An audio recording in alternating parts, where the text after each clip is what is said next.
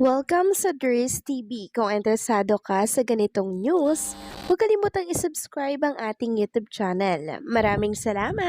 Welcome back again sa ating YouTube channel mga kakimpaw, and sa update natin ito ang pag-uusapan natin ay tungkol sa mga importanteng kaganapan kina Kim and syempre kay Paolo Avellino. Pero bago po ang lahat, maraming salamat sa inyong patuloy na pagsuporta at pagsubaybay sa mga daily update natin.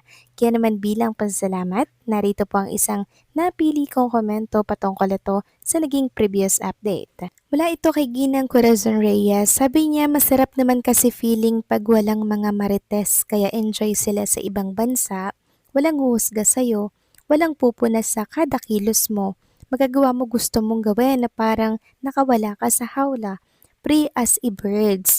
Tama po kayo dyan, Ginang Corazon Reyes. Kaya nga madalas po na pumupunta at nagliliwaliw, nagbe-vacation si Kim and Paula Avellino sa ibang bansa dahil doon lamang po talaga sila nakakagalaw ng malaya, 'di ba? And maluwag pag kasi dito sa ating bansa, 'di ba? Makakita ka lang po diyan sa mall or what, may magpapapicture, pipicturean kayo. Mas maganda pag nasa ibang bansa po mga kakimpo, wala kasi mga pakialam yung ibang mga tao doon, 'di ba? Kaya gustong-gusto doon ni Kim and Paolo Avellino. Malaya po silang nakakagalaw, malaya po nilang nagagawa yung mga gusto po nila na para bang normal po na tao, na para bang hindi artista. Pero once na may mga Pilipino din po mga kakimpo sa ibang bansa, syempre hindi may iwasan na mag-usyosero din, magpa-picture din po sa kanila. Pero mangilan-ngilan lamang yon mga kakimpaw. Unlike dito talaga sa atin na talagang pagpipiestahan sila, pagkakaguluhan sila, at ikakalat kung ano man po yung nakita sa kanila. Kaya naman, pabor ako na dito na lang sila sa ibang bansa magbakasyon, mag-celebrate, 'di ba? Pag gusto nilang maging malaya, 'di ba? Yung kanilang mga galawan sa publiko, at least nagagawa po nila yung gusto po nilang gawin pag sila po ay magkasama. So maraming salamat po sa inyong komento, Ginang Corazon Reyes. God bless po sa inyo and mabuhay kayo. So eto na nga, pag-usapan na natin mga kakimpaw, mga topic po na nakalap natin sa araw na to ng linggo. At trivia muna tayo for Trinita Princess. So si Kim Cho po ay hindi lang isang sikat na actress, ayon nga dito, kundi isang asthma awareness advocate.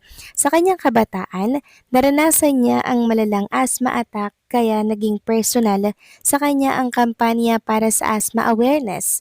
Dahil dito, naging ambassador siya ng Win Against Asthma campaign na layuning turuan po ang mga tao na ang asthma ay kayang i-manage sa tamang kaalaman, gamutan at lifestyle. Ipinakita rin niya na hindi hadlang ang asthma para maging active sa healthy sa pamamagitan ng running, fitness activity at iba pang sports. Pinatutunayan ni Kim na posible ang mas malakas at mas maayos na buhay kahit mas may kondisyon. Isang paalala nga po mula kay Kim Cho, ang asthma ay hindi katapusan ng pangarap, kundi isang kondisyon na kayang lampasan sa tamang pag-alaga at disiplina. So nakakatuwa lang 'di ba, hindi lang po isang artista si Chinita Princess mga kakimpaw, kundi isa siyang asthma awareness advocate din na kung saan ay nagsisilbing instrumento para ipaalala po sa ating mga kababayan na ang asthma nga po ay kayang-kayang i-manage, lalo na kung meron tayong maayos na lifestyle and syempre disiplina para po sa ating sarili. Kaya kudos kay Chinita Princess. Samantalang next topic naman, pag-usapan naman natin ang tungkol dito sa Mother's Day. Muli po, happy Mother's Day sa inyong lahat, sa mga tagapakinig po natin ngayon, sa mga lola, sa mga nanay, sa mga ilaw po ng tahanan na kung saan talaga namang unconditional yung pagmamahal na binibigay po ninyo sa inyong mga mahal sa buhay, lalo na po sa inyong mga anak.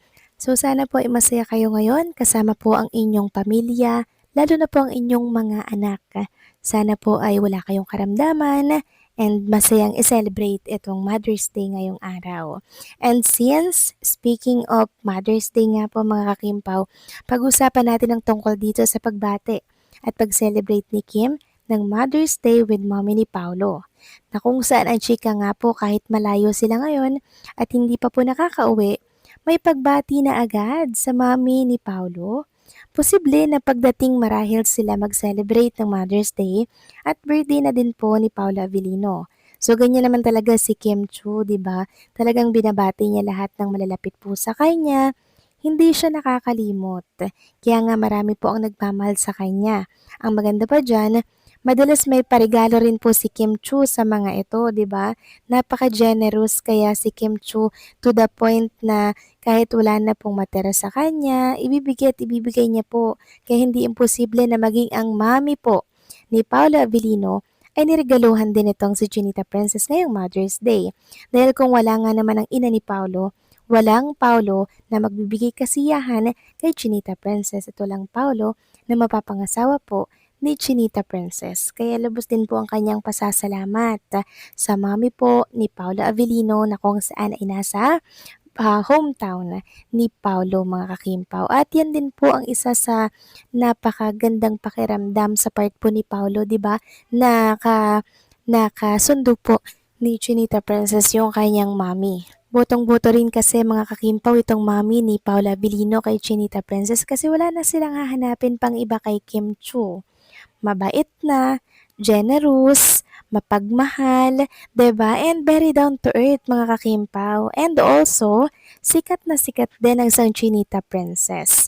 Yan po talaga yung isa sa mga nagustuhan po ng mami ni Paulo, yung pagkamabuting tao ni Chinita Princess. Kaya lahat po ng nakakasalamuhan niya mga kakimpaw, love na rin po si Kim Chu dahil po sa pinapakita niyang kababaan po at kabutihan ng kanyang kalooban. Kaya nga po lalo siyang pinagpapala, 'di ba?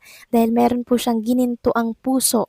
Meron siyang mapagbigay na puso para po sa mga nangangailangan. Kaya naman maging yung mga tao po na nakapaligid sa kanya, nagiging blessings talaga si Chinita Princess sa marami mga kakimpaw. And ang pray nga po natin, sana marami pang Kim Chu dito po sa ating bansa para makatulong po sa mga nangangailangan, 'di ba?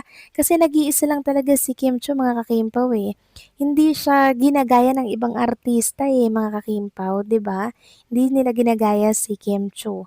Nasalip na siya po ang regaluhan, siya po ang magreregalo mga kakimpaw sa ating mga kababayan. Ramdam na ramdam kasi ni Kim Chu yung hirap, yung pagod na pinagdadaanan po ng ating mga kababayan ngayong panahon po ng krisis. Kaya kudos kay Chinita Princess mga kakimpaw dahil syempre nahanap niya na po ang kanyang ultimate happiness sa katauhan ng isang Paolo Avellino. So paano mga kakimpaw, hanggang dito na lamang pong update natin at maraming salamat po sa inyong patuloy na pagsuporta.